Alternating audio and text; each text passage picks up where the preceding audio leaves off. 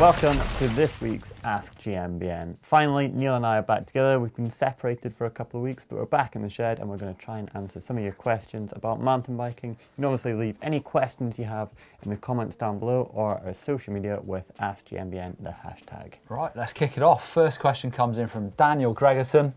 He's talking about trying to get the sag right on his full suspension bike. He says he's a lightweight rider, only 55 kilograms, but you can only get the right sag, so 25 to 30% if he goes below the recommended pressure. Should I gain weight or run less sag? That's a tricky one.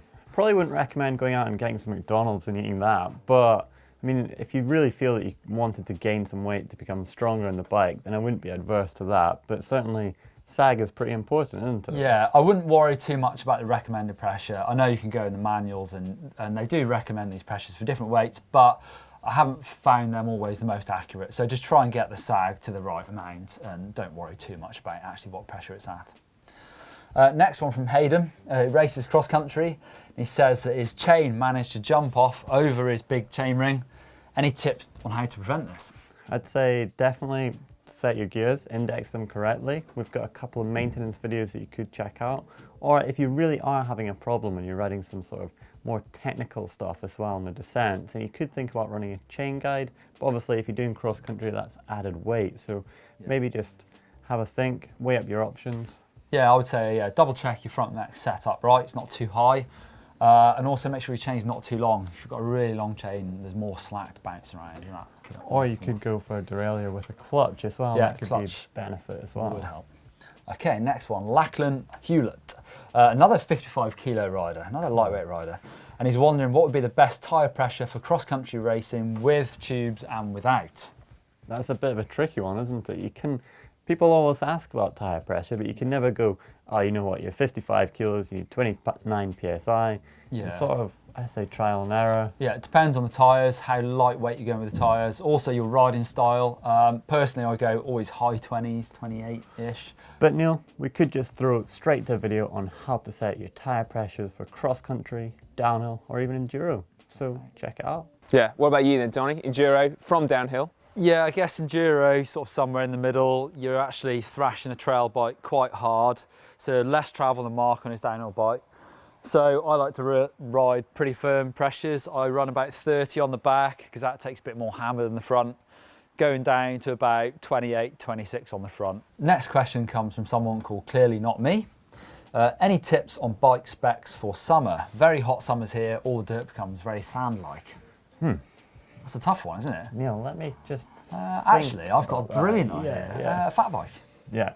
Just sell everything and buy a fat bike. Yeah. Well, I mean, maybe that's your opinion, but are fat bikes fun? Yes. Yeah? Big fan? Are they fast? Yes. Advocate? Yes. Oh, okay. Well, you should probably check out the video, Are Fat Bikes Fun?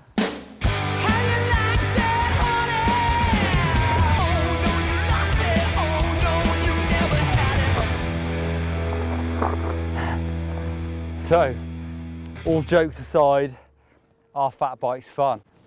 Gotta say, yeah. Right, Neil, it's a quick fire round. I'm going to grab the computer off you. Right. I'll ask, you answer. Hit me with it. So the first one comes from Dato, and he says, what kind of watches do you recommend for mountain biking? Anything with GPS is pretty good. An altimeter, I've got a Sunto with an altimeter. It's actually really handy somewhere like the Alps. Fitbit, Garmin, all do nice watches for mountain biking. Plenty of them out there. Check it out.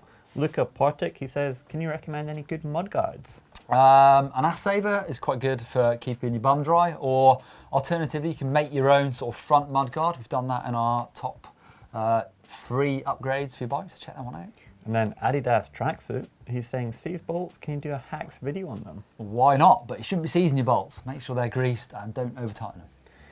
Mr. WTF Chicken says, where do I buy a map to get in the zone? That's a good one. WTF, I don't know. Never seen those shops. Yeah, me neither. Stunt Beast is saying, how to bunny hop a rigid bike. Same as the hardtail one we put out last week. Exactly the same. Obviously your fork isn't going to be moving. It's got a rigid fork, but it's the same technique. And then Oscar Kriskansi is saying, hardtail or full suspension bike for cross-country racing? Well, either. We see the pros use either, but probably just slightly more often on hardtails. And RC Freak, he's saying, how can I train my condition for mountain biking? Just get out and ride. We've done quite a few videos on it as well. So get in the gym, get riding, road bike, just do stuff. I'd recommend check out that training playlist. Yep, do it. And then Quinn Dawson is asking, how did we meet, Neil? How did we meet? Yeah. Back in the day at a downhill race, probably. Downhill race, probably 2009. What? That's where I was finishing downhill. Maribor, Slovenia, I seem to remember you from. I'd watched a few videos of you before. Oh, of course. You're not bad on a bike, Neil. And then the last one from Benjamin Downhill for Life. Do you think there'll ever be a fat downhill bike? Probably not. Although I'd like to have a go at racing downhill on a fat bike. Yeah. Maybe a plus size downhill bike. Well, I think probably plus size. That Probably could, not fat. Yeah, probably not. Anyway, that's it for the quick fire round. We answered some of your questions, hopefully. Yeah. And if you have any more, leave them in the comments down below. Thanks for sending them in. It's now time for Correct Me If I'm Wrong. You can actually send your video clip if you want us to analyse it and give you some advice to ask@gmbn.com. The first one has been sent in by Maxwell Lambert, and it's trying to embarrass his friends, really. His mate nice. sends it off a massive jump. Have a look at this. Gets it slightly wrong and goes crashing off into the trees. Looks to me like you're a bit sideways in the air, or Max's mate, whoever you are. So that probably comes down to just like taking off slightly wonky, or maybe pulling on the bars a little bit as you take off. And you can see him land, and all of a sudden his weight's off the right hand side of the bike. So remember to keep your head up and try and hit the jump as straight as you can. And I think it comes back to that classic bunny hop technique as well. When you're in the takeoff, make sure that you're all aligned, looking ahead like Neil said. And also when you're coming into land, make sure that your wheels are sort of even, especially on a jump like that when there's no landing. Yeah, you can see the rear tyre really compressed when you land. So hope you're all right. Right, next video, another crash video here. This one comes from Danny Pinter.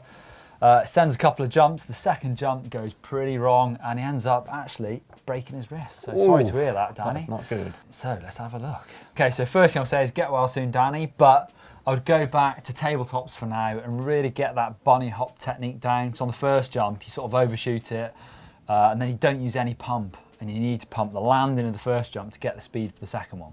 And the other thing that I'm going to pick up on as well is he actually crossed right over the landing. So you came, when you landed the first jump, you crossed and went straight onto the second takeoff. Maybe think about just going for the one ahead, so you're not thinking about two things at once when you're separating them. Probably losing a little bit of speed there as well. So really work that bunny hop technique and use that to make hikes. If you've not got the speed to clear a jump, you're going to need to make the height, and you'll just get better at controlling jumps if you're using that proper bunny hop technique. Yeah, and think about keeping your weight further over the rear as well. You could actually see that your weight was right over the front and you're right close to the stem. You weren't using that back end, and that's why you got sort of that buck in the air as well. Exactly that. Right, Austin Mason has got the manual skills. Check out this video. Stick a helmet on. Austin, that's what I'd say. It's so easy to loop out doing a manual and you crack the back of your head. That's not good news. Yeah. What do you reckon there, Scott? Looks pretty damn good. I reckon he is looking good. I could give a couple of tips. So I'd say maybe get your weight a little bit further over towards the rear wheel, and that'll allow you to keep it going longer, drop those hips, and then you've got the right technique, using your legs to actually control the front wheel drop. So just keep that going. Practice really makes perfect, doesn't it? Yeah, that's really good. Nice one, Austin. Thanks for sending in all your questions. Leave them down below this video or using the hashtag ASKGMBN. And whilst you're here, why not check out some more videos? Click up there for the full training playlist, and there's more coming soon. Or if you are needing to work on that bunny hop technique, why don't you click just down there for how to bunny hop a hardtail. Give us a thumbs up if you enjoyed this video, and click in the middle to subscribe to GMBN. It's totally free, and we do cool mountain bike videos every day of the year. Sometimes you even get 2 videos in one day. Yeah. Bargain. And it's all free. Bargain for free, isn't it?